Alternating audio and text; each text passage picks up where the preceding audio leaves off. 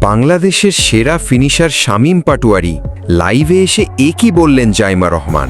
দর্শক, নিউজিল্যান্ডের বিপক্ষে প্রথম টি-20তে বড় লক্ষ্য পেয়েছিল বাংলাদেশ দল, তবে ব্যাট হাতে দুর্দান্ত নৈপুণ্য দেখিয়ে কিভিদের 6 উইকেটে হারিয়ে সিরিজে শুভ সূচনা করেছে লাল সবুজের প্রতিনিধিরা। ২৬ বলে 50 করে এই জয়ের নায়ক তাওহিদ হৃদয়।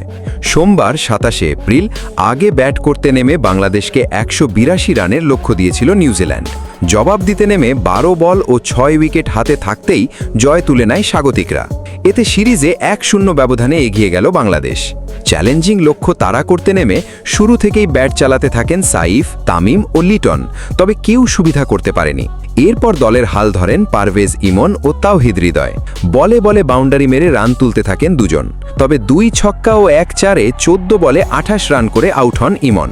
কিন্তু অপর প্রান্ত আগলে রেখে লড়াই চালাতে থাকেন হৃদয়।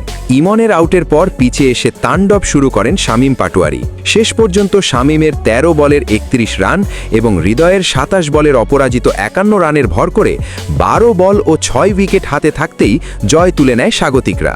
শামীম পাটোয়ারের দুর্দান্ত ব্যাটিং দেখে লাইফে এসে বোমা ফাটালেন জাইমা রহমান।